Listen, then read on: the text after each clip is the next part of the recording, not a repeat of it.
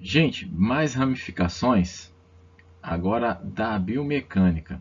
E ela pode se ramificar. Essas ramificações, só para ajudar a entender, talvez, elas são para facilitar, embora não pareça, porque cria um volume maior de informação, de gavetas, vamos dizer assim, mas elas são para facilitar, compartimentar os estudos, por se tratar de uma mesma matéria, tá? Mas o ser humano costuma fazer isso para facilitar, não é para dificultar, tá? E onde está a facilidade? Professor, mas para mim dificulta.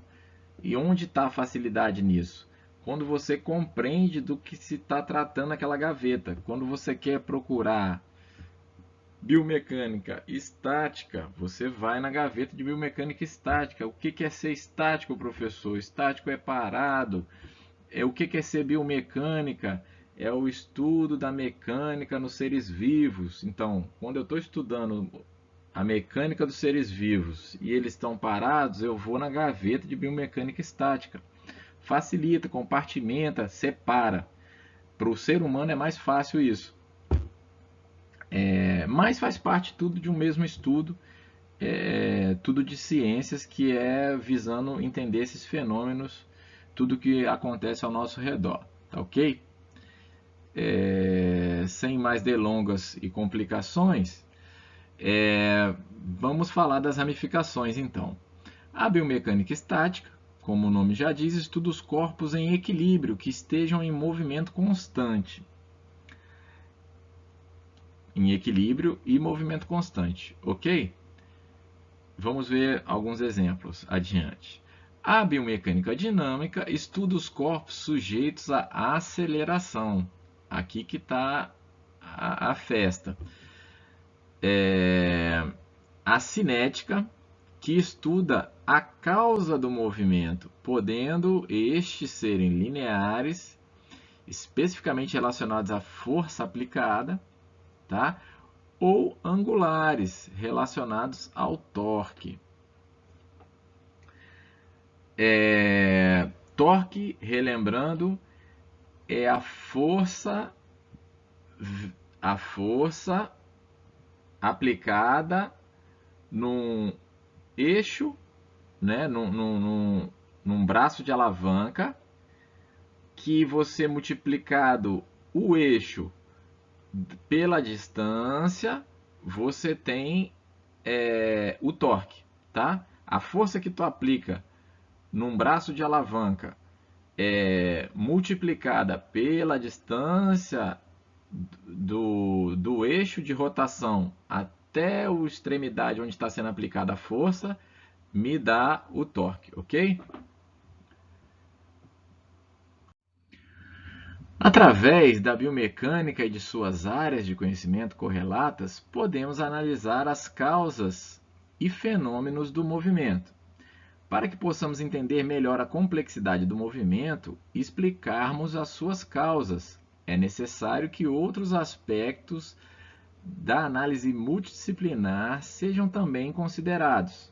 Aqui na imagem, nós estamos vendo alguns deles. A resistência do ar, né, o arrasto, que a gente chama de arrasto, o peso corporal, né, que é a massa. Vou estar sempre fazendo uma revisãozinha aí do ensino médio.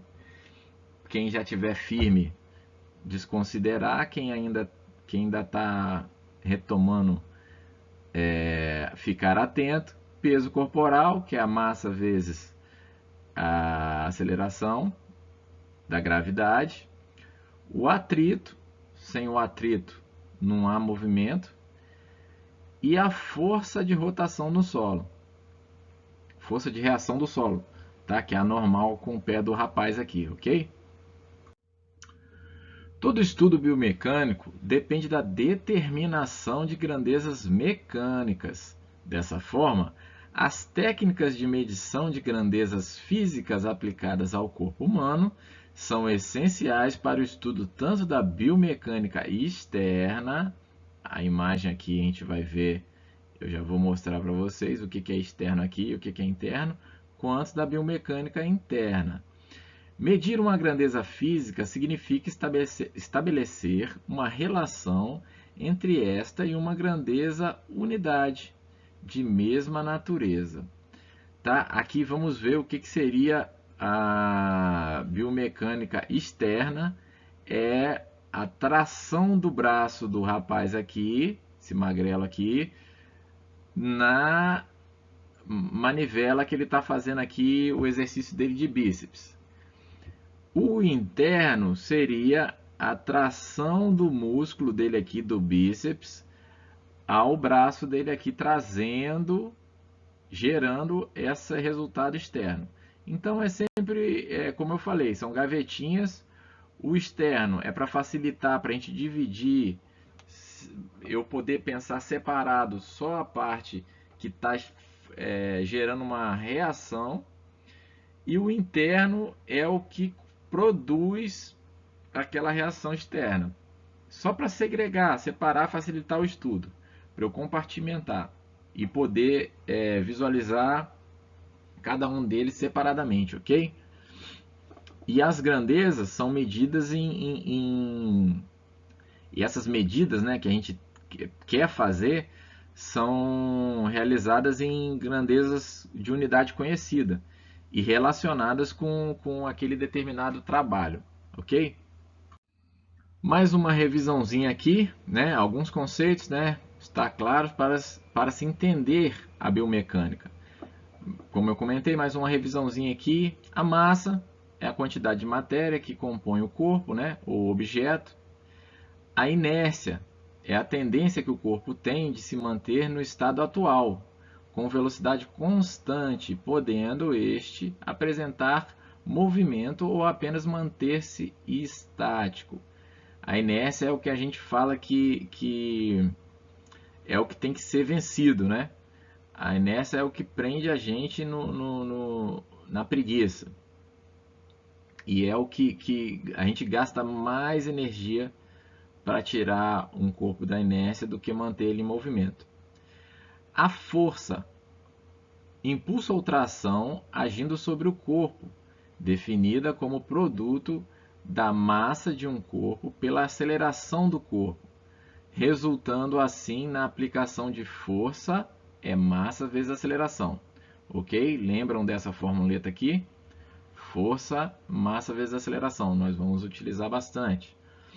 Centro de gravidade, o ponto onde a massa da matéria encontra-se em equilíbrio, distribuindo as cargas em todas as direções, respondendo assim às forças externas.